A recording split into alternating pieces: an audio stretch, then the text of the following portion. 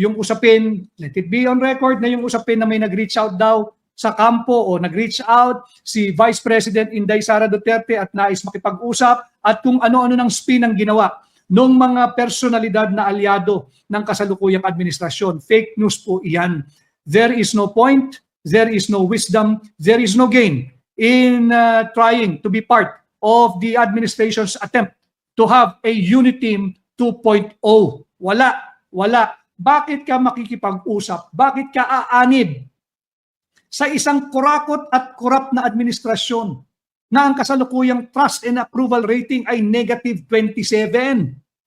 Tanging ang mga huwad na dilaw, yung pinklawan, yung mga makakaliwang grupo, yung akbayan, yung makabayan block, at kung ano-ano pang block dyan sa Kongreso, yan lamang ang giliw na umanib at makipag-alyansa sa isang -27 na administrasyon na hitik siksik liglig sa issue ng kurakot, korupsyon at pagnanakaw sa kaban nating mga Pilipino. Hindi totoo yan. Kaya yan lamang, dinugtong ko lang upang to disabuse the minds of many. Walang katotohanan yan, napakaraming kailangang panagutin ang kasalukuyang administrasyon. Unang-unang, tanong mo lang sa kanila, bakit tayo mag-uusap? Halimbawa, diba, kung siya sasagutin mo lamang, bakit kailangan makipag-usap sa isang kurakot, kurap at magnanakaw na administrasyon?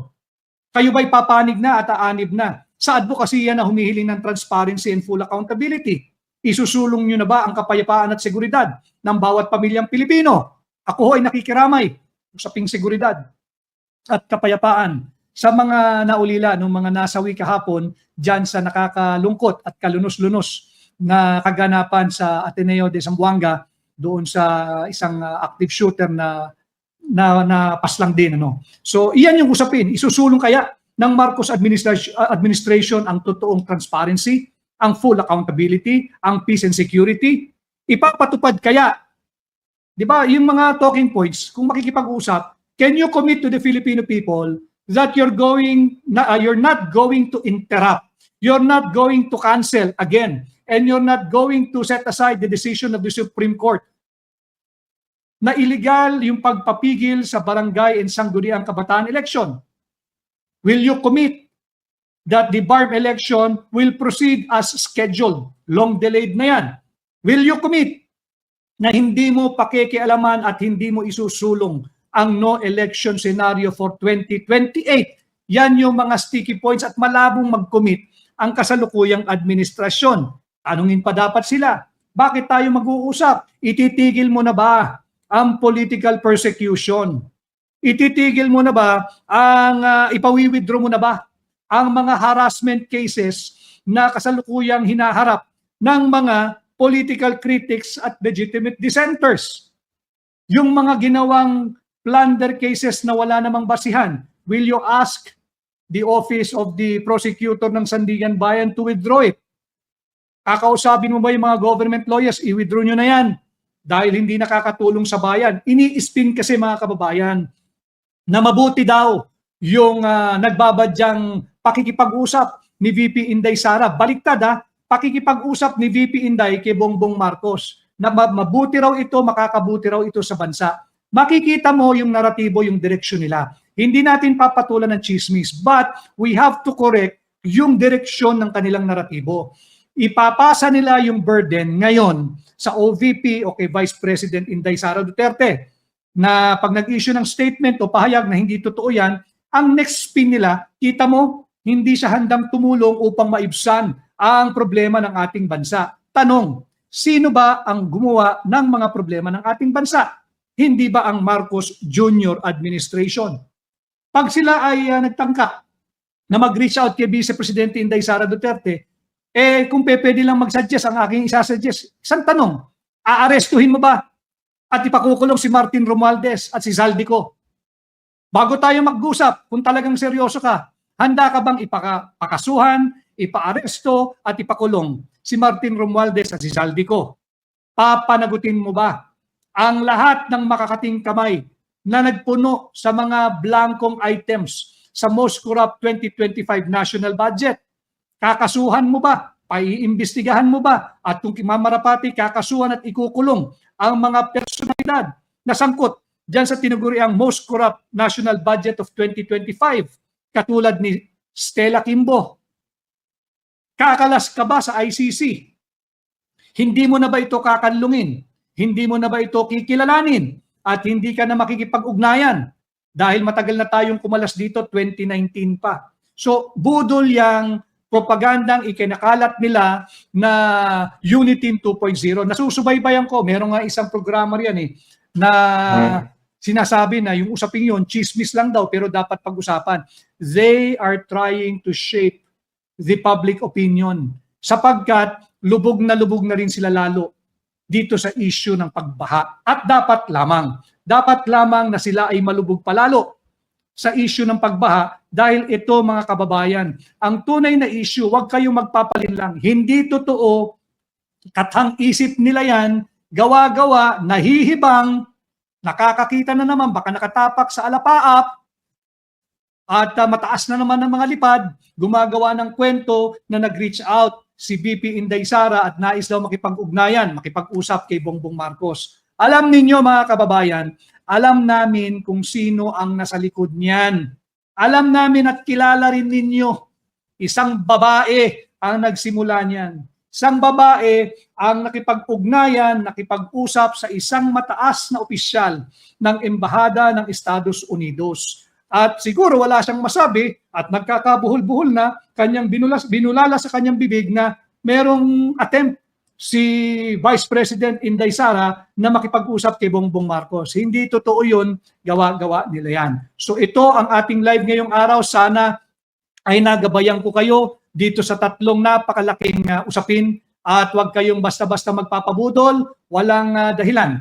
Wala tayong mapapala na makipag-usap sa mga taong wala namang sinseridad. Kaya yung Uniteam 2.0, 2.0, budol yan. Huwag kayong maniwala dyan at antabayanan ninyo pagka yan ay hindi umubra, ang next spin nila baka isisi pa kay Vice President Inday Sara na hindi siya statesman o hindi siya stateswoman, hindi siya handa to set aside personal political differences para sa bansa. Hindi totoong para sa bansa ang administrasyon. Hindi totoo na ang administrasyon ay para sa Pilipino at para sa bansa. Ano? Para malinaw tayo diyan.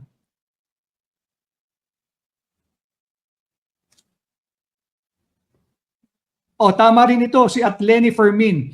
Who is the SP na finance head noong 2025 budget na most corrupt? Ang Senate President noon, diyan si Cheese. Ang head ng finance, si Grace. Wala pa rin kaso ito. Di ba? Sino si Cheese? Si Cheese umanib doon sa independent majority. At nung lumabas na, tinuro naman siya talaga ni Robert Bernardo. But to be fair to Cheese Escudero, yung pagkakaturo sa kanya ni Robert Bernardo ay through the intermediary. Tropical depression, Neneng. At pinapalakas po nito ang habagat. Kaya asahan natin na mag-uulan na naman at magbababaha. Ha? Pero marami na namang nininervyos na, Son. Dahil po sa araw na ito, tuloy-tuloy rin ho ang ulan. At kahapon ay umapaw din ng tubig dyan sa Abra de Ilog. Halos 3 linggo na, walang patin. At ang sabi daw ng Pag-asa Nelson, ng forecast nila, buong Agosto. Oo. Di ba? Ulan na ulan yan. Abra de Ilog. Occidental Mindoro. Ito yung pag galing ka ng Batangas. Yan ang una mong bababaan. Abra de Ilog ba? Abra de Ilog, Itong naku po. Apaw po ang tubig dyan. Malapit sa Ilog, sa Barangay Poblasyon. Tinangay po. Yung kinakain na yung ilang bahagi ng bahay. Yung bahay, tatangayin yan. Oo. Makikita rin ang unti-unting pagguho ng lupa hanggang tuluyang ang tangayin ng bahay sa tabi ng ilog. Nako. Tinangay na, tinan mo dyan. Nahulog na yung... Nako po. Pinasemento pa, ginasusan yan, no? Ganyan nung... Akalain mo ba mangyayari sa kanila yan? Pero sa ngayon ay humupa na raw ho ang baha sa araw na ito. Nako. Nervyusin ka sa mga pangyayari talaga ito, Nelson, ha? Sa Barangay Poblasyon naman, nalubog ang ilang kabahayan. Talaga naman, naku po, kawawa na. Barangay Lumang Bayan at Tibag. Ito, nag-vlog pa siya, si Kuya, Si Jose Lapus. Si Jose ba yan? Nag-ikot-ikot siya at nakita nga niya yung mga lumubog. Ang lakas ng loob, Parang wala kang pupuntahan dyan, Pagka malakas. tinangay ka ng tubig, oh. Oho. Kasi lahat may agos eh. Naku po. At sa kanyang muling pag-iikot kaninang umaga, kitang-kita niya ang pinsalang iniwan ng malakas na bagyo. Lakas na ragasa ng ilog. Wala na, mahina na yung tubig, pero yung mga tinangay nung malakas na ragasa kahapon, ayan, naiwan po. Oh. Lawaan River. Ayan. Ilog lang pala yan. Ilog yan. Lumawak na ng lumawak. Ano? At saka makikita mo yung tubig, ano? Parang Nag, kutik na galing sa itaas, no? aha. Yan, no? Ang lakas pa, oh. Ay, nako. Sa Maribeles, Bataan naman, umabot sa 5 talampakan ng baha sa barangay town site at nirescue na ng Bataan Maritime Police ang ilang pamilyang apektado. Aha. Sinakay na ng bangka. Ayan. Sa San Guillermo, Morong Rizal, Ayan, murong, mataas yan, Nelson, ha? dahil sa bagyong Neneng, Binahari ba sila? tumaas din ang tubig sa ilog. Maraming bahay nakatira sa malapit sa ilog, pinalikas muna. Nako. Ay, nako. Sa Pampanga, Ayan, nako, yung Makabebe, yung Oo. mga sunod-sunod na lugar. Ito, Porac naman. Porac, walang nagawa sila kundi lumusong sa baha. Sa Mangkatian, Porac. Oho. Pumasok kasi sa bahay na yung mga tubig eh. Wala, hindi mo na mapipigil yan pag ganyan taas. Eh. Ngayong araw na ito yan, dyan ha. Ayun daw yung level ng tubig. Oh. Oo, pagka masyado mataas na. Nako. At kasabay ng pagsalba ng kanilang gamit, nilinis rin ng mga residente ang tumambad na basura. Ayan, nagkalat din ang basura. Tuloy-tuloy naman ang baha sa Masantol, Pampanga. Masantol naman ito. Ayan, no, mamimili, mamamalengke, dadaan ka muna sa baha. Bangka na yung sinasakyan ni Manong, ano? Naging floating market nga po. Oho. Sa Malolos naman, ay yun po nangyari. Lalo pang tumaas ang tubig. Malolos Bulacan. Oo. Ngayong hapon po yan, ha?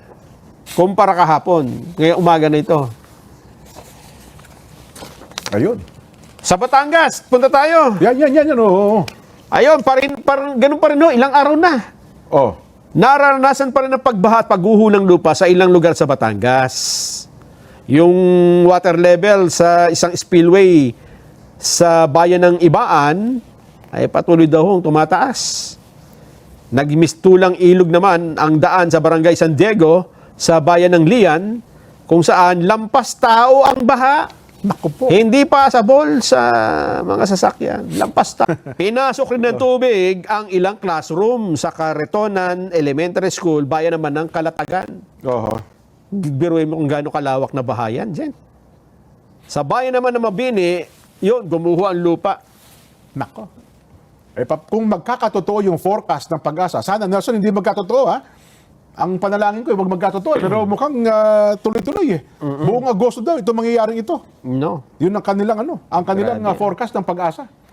Parang ayaw talagang tumigil, eh. Wala. Oo. Di ba? Dapat talaga, habang meron yatang hinihintay na Ganon? dapat may mangyari, ha? Doon naman sa Puerto Galera, may natabunan ng lupa. 34 years old. Tao. Kala ko, iba na. lalaki. Tao pala natabunan. Natabunan ay pinagkaguluhan nila. Bawa naman. Oh. Sana hinugot muna bago nung pagginagaguluhan. Alam mo ba kung bakit siya natabunan dyan? Bakit daw? Nag-aayos siya ng motorsiklo sa tabing daan. Siguro, medyo nasiraan. Naayos Wrong niya. Timing at the wrong place. Ayun Sabi nga nila, nga. no? Biglang gumuho ang bahagi ng bundok. Ayun pa siya sa ilalim ng... May pader pa pala, no? Barangay Sinandigan. Akala niya matibay eh. Oo. Sumandig doon eh. Nabagsakan pa siya. Nako. Natabunan ho siya ng Ang laki debris. ng adobe ata. Yeah, naipit ng pader kasama ang kanyang motorsiklo. Aha. Sino mo mag-aakala, di ba? Naisip mo, may pader dito, safe ako rito. Oo nga, no? Ang kapal pa ng pader, eh, Yun no? pa ang... Hindi, malamang yan, humuna na yung lupa ang kinakapitan yan, Nelson. Oo. Yan, ang masakit na katotohanan. Kaya hindi pa rin ho naman madaanan ang kalsada sa Minolo, San Isidro, Puerto Galera. At naantala ang clearing operation dahil nga ho paulit-ulit. Hindi lang isa yung guho ng lupa eh. Paulit-ulit sa iba't ibang lugar. Hindi sila makadaan. Nako. Kaya wag munang tatangkaing dumaan ho dyan, ha? Mga motorista, at baka kayo po ay matsyempuhan. Oo. Wala. Plano ko pa namang ilibre ka sa Puerto Galera, eh. Saka na, sa ano na. Next time. Next week, next month. Next month tayo. Oo. Gusto ko nga magtampisaw doon sa beach ng Puerto Galera eh. Oo. Hindi daw madaanan eh. Ilang araw na yan. Mahigit 1 linggo na, mga kababayan. Hindi, pangatlong linggo na kayo, Nelson. Wala Kaya nung nga, oo. nangyari ito. Oo, Kasi bago pa matapos ang July, August. Tama, bago pa pagpasok ng Agosto. Pagpasok na Agosto, Mula tuloy-tuloy na. ito. Oo. Di ba, meron kang Maymay, may Luis. Tapos yung Habagat, ayaw tumigil. Oo. Ngayon naman si Neneng, anak ni Neneng. Cardo. Ayan. Oo. Sunod-sunod ito. Kaya dahil dyan, 5.3 million na ang apektadong mga tao. Yan. 5.3 million. Biro nyo kung gaano kadaming tao yan. Oho. 42,000 nasa mga evacuation center. Pakakainin mo ng pakakainin yan. Oo. Ang pinsala sa infrastructure, 3.5 billion pesos. Agriculture, 1.4